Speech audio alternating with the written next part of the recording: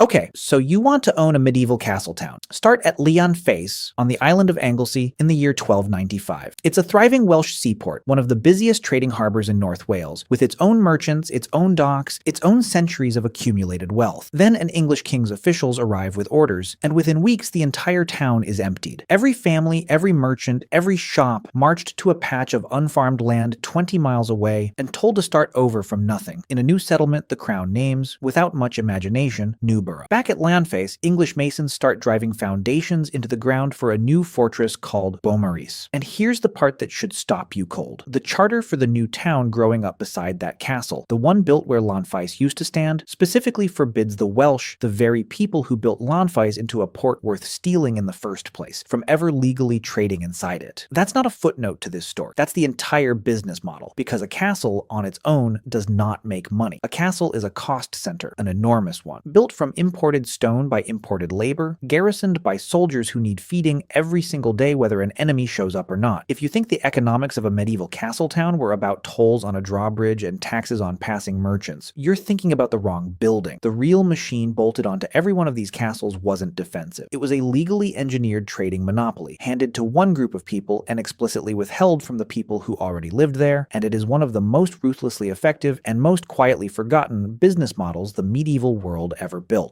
Let's take it apart properly. In 1277, and again more decisively in 1282, King Edward I of England invaded Wales to crush the independent Welsh principality ruled by Llywelyn ap Gruffydd, and after Llywelyn's death in battle, his brother Dafydd. Conquest alone wasn't the plan. Holding the conquest was the plan, and holding 13th century Wales, a country of mountains, forests, and a population with every reason to keep fighting, meant building fortresses strong enough that no future rebellion could dislodge them. Between 1277 and roughly 1330, Edward's engineers raised what's now remembered as the Iron Ring, major new castles at Caernarfon, Conwy, Harlech, Beaumaris, Flint, Rhuddlan, and several more, plus a cluster of others built by loyal marcher lords on his behalf. The design work fell to a Savoyard military architect named James of St. George, who brought a genuinely new style to Britain, concentric rings of walls rather than a single central keep, designed less as a place to hide and more as a permanent, fortified base for projecting royal power outward into hostile territory. At the peak of construction at Caernarfon in the summer of 1286, records showed nearly 950 men on the payroll at once, 227 masons, 115 quarriers, 30 smiths, 22 carpenters, and 546 laborers, an industrial-scale workforce assembled in what was, from the crown's perspective, enemy territory. Total spending on the ring across those decades ran to something in the neighborhood of £80,000 in 13th century money, a genuinely staggering sum for the era, more than the entire annual income of the English crown in some of those years. And that's before you add the £55,000 Edward had to spend putting down a fresh Welsh revolt in 1294 and 1295 that briefly overran Caernarfon while it was still half-built. That 1294 revolt, led by a Welsh nobleman named Madog ap Llywelyn, is worth pausing on, because it shows how thin the margin actually was even at the height of Edward's spending. The rebels captured Caernarfon outright and besieged Edward himself inside the still unfinished walls of Conwy through the depths of winter from December into February, cut off and resupplied only by sea. One chronicler of the time, Walter of Guisborough, records that conditions inside got harsh enough that the king refused to drink his own private stock of wine and had it shared out among the ordinary garrison. Instead, a nice human detail, but also a reminder that these castles, for all their scale, were run by remarkably small permanent crews. Caernarfon's peacetime garrison numbered around 40 men. Conwy and Harlech made do with roughly 30 each. Conwy's crew, built around a corps of 15 trained crossbowmen alongside a handful of specialists, a chaplain, a blacksmith, a carpenter, a stonemason, kept on hand for repairs. That's the entire standing cost side of the ledger, a few dozen salaried men per castle, dramatically cheaper to maintain year to year than the initial construction had been to build. And it's genuinely documented, not just implied, that the ongoing bill for keeping those walls in repair was meant to be covered by the neighboring town's own toll and trade revenue. The same constable who commanded the garrison doubled, by charter, as the town's mayor, managing both the soldiers' wages and the market income in the same set of accounts. A royal survey of Conwy in 1321 found the castle in genuinely poor condition anyway, leaking roofs, rotten timber, understocked stores, evidence that even a functioning toll-funded revenue stream wasn't always enough to keep a 13th century fortress from quietly falling apart between wars. So here's the actual business question sitting underneath all that spending. And it's the question every conqueror in history who's ever built expensive fortifications eventually has to answer. how do you make this pay for itself? A castle garrison eats through money constantly, in wages, in food, in maintenance, in the endless repair of stonework exposed to Welsh winters, and it produces nothing on its own. Left purely as a military installation, the Iron Ring would have been one of the most expensive money pits in English history, a permanent drain the crown had to keep refilling forever, just to hold ground it had already conquered. The remarkable thing is that Edward already knew the answer, because he'd been running the experiment for 2 decades in an entirely different country. As Duke of Aquitaine, Edward held the province of Gascony in southwestern France as a vassal of the French crown, and starting in the 1260s, well before he ever invaded Wales, he'd been building what the French called bastides, planned, walled, grid-patterned new towns, dozens of them, uncontested or underdeveloped land across the region. By some counts, he personally founded roughly 50 of them. Across all the various lords who copied the technique in the region, the total ran past 100. The economics were straightforward, and in Gascony at least, genuinely reciprocal. Settlers who agreed to move in and build a bastide received real legal liberties and tax incentives in exchange for the risk, and Edward, as the landlord who'd granted the charter, collected rent, market tolls, court fees, and trade tariffs on everything that moved through the new town afterward, mostly wine, Gascony's great export crop, flowing out through ports the crown now controlled. It's a genuinely elegant piece of medieval urban economics, essentially venture funding new towns in exchange for a permanent cut of everything they'd ever produce. And it worked well enough that by the time Edward turned his attention to Wales, he'd already built and refined the entire playbook. New Winchelsea and Kingston upon Hull, both planted as bastide-style towns in England itself around this same period, show he wasn't finished experimenting with the model even at home. Wales got the same playbook with one crucial piece rewritten. In Gascony, the bastides had been built, by and large, in cooperation with the existing local population, who were often the very people moving in to claim the new legal privileges and farm the new land. In Wales, Edward took the identical legal and architectural template, the grid streets, the market charter, the tax exemptions, the toll monopoly, and pointed it entirely at excluding the people who already lived there. The historian who's written most extensively comparing the two programs puts it about as bluntly as academic prose allows. The Gascon bastides were built in a spirit of lucrative cooperation, while the Welsh ones were fortified colonial outposts populated by imports. Same business model, same architect's toolkit, opposite target population. Edward I didn't stumble into the castletown economy in North Wales. He walked in with 2 decades of paid experience running the exact same system somewhere else, and made a deliberate choice about who this version would be built to exclude. Edward's solution was elegant, ruthless, and, from a purely commercial standpoint, genuinely brilliant. Next to almost every one of these castles, he chartered a brand new town, a legal entity called a borough, and populated it not with the Welsh families who already lived and traded in the surrounding countryside, but with English settlers recruited and resettled specifically to fill it. These weren't ordinary villages. A royal borough charter in this period was a small, precisely worded machine for creating wealth, and the surviving charters, several of which still exist in archives today, spell out exactly what a settler received in exchange for taking the very real risk of moving into what was, by any honest description, occupied hostile territory. Burgesses, the legal term for a chartered town's residents, got their own courts, their own elected officials, and their own merchant guild controlling who could legally buy and sell within the walls. They were formally exempted from an entire list of taxes that applied to everyone else in the kingdom: toll, lastage, passage, mirage, pontage, stallage, and more. Essentially every fee a normal trader would pay to move goods, cross a bridge, or set up a market stall anywhere else in England or Wales. Mirage deserves a second's attention on its own because it's a small, telling detail. It was a toll specifically levied to pay for building and maintaining a town's walls, which meant that in an ordinary English town, the merchants using the market were the ones paying, transaction by transaction, for the fortifications protecting it, exempting Caernarfon's or Conwy's own burgesses from that charge, while the walls around them were funded instead from the royal treasury and from tolls. The excluded Welsh population had no exemption from is about as clean an illustration as this story offers of who the system was actually designed to protect, and who was expected to help pay for the privilege of being kept out. They received the right to hold weekly markets and annual fairs, drawing trade in from the surrounding hinterland on a schedule they controlled, and, along the coast, direct access to seaborne shipping, since, unlike Gascony's wine-exporting bastides, most of these Welsh castle towns ran on a maritime trade in wool, hides, corn, and timber shipped straight out through their own harbors. And in charter after charter across North Wales, that hinterland's own people, the Welsh, were formally barred from becoming burgesses at all, which meant they were barred, by simple legal definition, succession from the tax exemptions, the guild membership, and the market privileges that made the whole arrangement so lucrative in the first place. Look at what that meant on the ground, town by town, because the specifics are more damning than the general description. At Beaumaris, remember, the entire Welsh trading population of Lanfaes was relocated wholesale to Newborough to clear the site,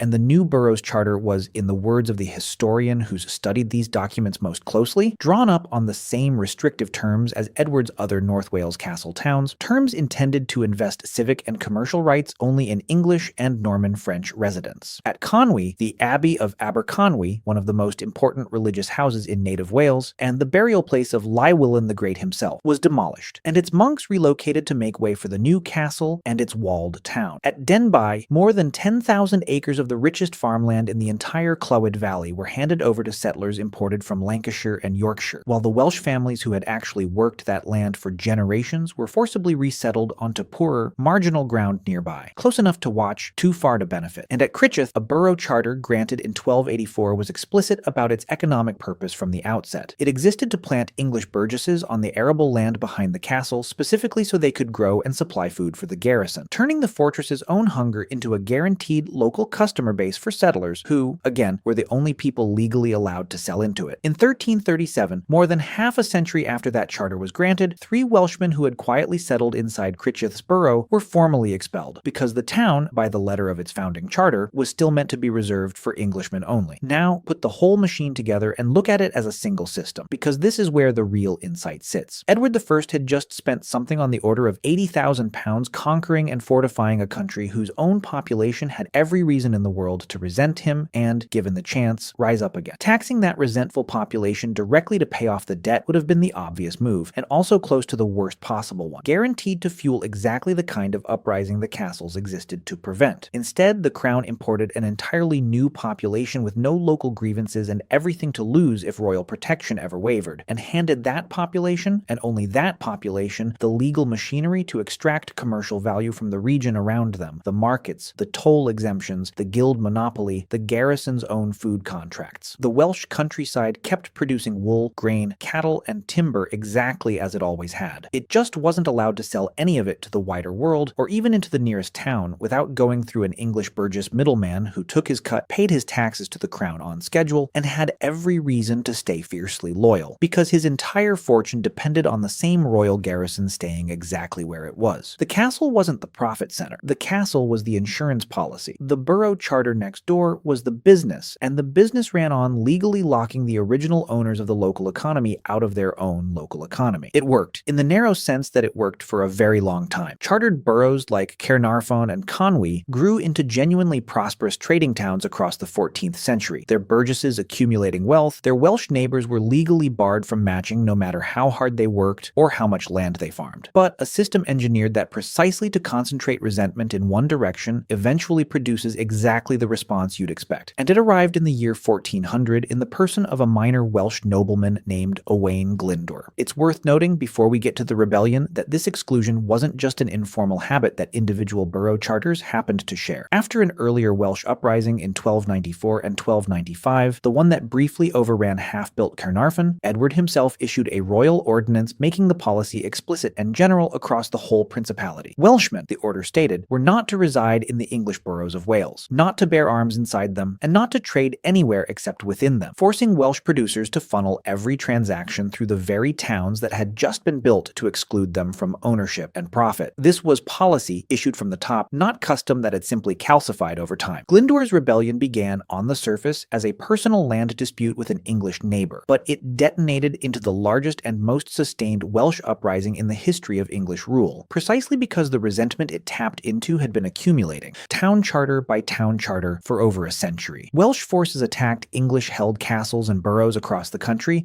and by 1404, Glyndwr's men had captured 2 of the Iron Ring's own crown jewels outright, Harlech and Aberystwyth, the very fortresses that had been built to make exactly this kind of loss impossible. Glyndwr convened his own rival parliament at Machynlleth that same year, styled himself Prince of Wales, and, for a brief moment, ran something close to an independent Welsh state, backed by military support from France. It didn't hold. English resources, English weaponry, and the future King Henry V's military campaigns ground the rebellion down over the following decade, and by around 1412, Glyndwr himself had vanished from the historical historical record entirely. Never captured, never betrayed, his eventual death and burial never confirmed. The crown's response to the uprising, rather than reforming the system that had provoked it, was to double down, and the specific list of new restrictions Parliament passed in 1401 and 1402 reads less like wartime security policy and more like a deliberate widening of the same economic wall the boroughs had already been built around. No Welshman born in Wales could now purchase land anywhere in England or in any of the English boroughs of Wales. No Welshman could be admitted as a burgess or granted any borough liberty anywhere in the kingdom. Welsh people were barred from holding senior public office and from carrying weapons within town walls. Public assemblies were banned outright, and an Englishman who married a Welsh woman lost his own borough franchise as a result, a provision aimed squarely at closing off the one remaining informal path, intermarriage, by which wealth and property rights had occasionally crossed the line the charters had drawn. It's a genuinely striking document to read cold. A government facing an existential rebellion responded not by loosening the economic exclusion that had provoked it, but by writing it into statute in more detail and applying it more broadly than any individual town charter ever had on its own. So the exclusionary borough system Edward I built in the 1280s didn't actually get dismantled by Glyndwr's rebellion or by any later uprising. It survived intact for roughly another century and a quarter after the revolt burned out, still legally locking Welsh families out of the commercial life of towns sitting on land their own ancestors had often been evicted from. What finally ended? It wasn't a battle. It was an act of parliament, and it arrived from a genuinely strange direction. In 1536, the Tudor dynasty, then sitting on the English throne, itself descended from Welsh gentry, pushed through the Laws in Wales Act, formally incorporating Wales into the English legal and administrative system, and, as part of that reorganization, abolishing the specific legal distinctions that had kept Welshmen out of borough privileges since the 1280s. 241 years after Launfais was emptied to build Beaumaris, the legal machinery that had made a Welsh trader an outsider in his own country simply stopped existing, dissolved not by the people who'd spent 2.5 centuries fighting it, but by an English king whose own family tree happened to run straight back into the population that machinery had been built to exclude. What happened to the towns themselves afterward tells you the business model had, by then, genuinely outlived its original purpose. Once Welsh merchants and landholders could legally become burgesses, buy property inside the walls, and trade on equal footing, places like Caernarfon and Conwy simply absorbed into the ordinary commercial life of Wales rather than collapsing, because the underlying advantages, a sheltered harbor, a chartered market, walls that kept out casual raiding, were still genuinely useful to whoever was allowed to use them. The military rationale faded even faster than the commercial one. Political stability across the 16th century steadily reduced the need to maintain the kind of defenses that had once justified the entire expense, and several of Caernarfon's own town gates and stretches of wall were quietly left to decay once nobody with real power expected an attack to come through them. By the time of the English Civil War in the 1640s, a few of these castles saw one last burst of military relevance. Conwy held for the king until 1646 before its walls were deliberately damaged or slighted by the victorious parliamentary forces to make sure it could never again anchor a rebellion, whichever side happened to be doing the rebelling that century. The fortresses that had once justified an entire discriminatory economic system on the grounds of permanent military necessity ended their working lives. Less than 400 years after being built, as monuments, nobody needed to bother making sure fell into ruin. So here's the final accounting, and it's worth being precise about what actually generated the return here, because it wasn't stone walls or a garrison of soldiers. A medieval castle town's real business was never really about defense, and calling it a castle economy almost undersells what was actually happening. The castle was the upfront capital expenditure financed at enormous cost specifically to make a conquered population impossible to dislodge by force, guarded, in the end, by a genuinely modest-standing garrison of a few dozen paid men per site. The genuine profit engine was the chartered town, built in its shadow, a legally constructed monopoly handed to a carefully chosen, carefully loyal population, and explicitly denied to the people who'd been living on, farming, and trading that same land for generations before an English mason ever laid the first foundation stone. It's a business model that required almost no ongoing investment to sustain itself once the initial charter was signed, because the enforcement mechanism wasn't a ledger or a guard at the gate. It was the law itself, quietly doing the work of extraction for 2.5 centuries, refined from a genuinely reciprocal urban development technique Edward had already run at a profit in Gascony, then deliberately stripped of the one feature, local participation, that had made the Gascon version merely lucrative instead of extractive. It took a rebellion the castles were specifically built to prevent,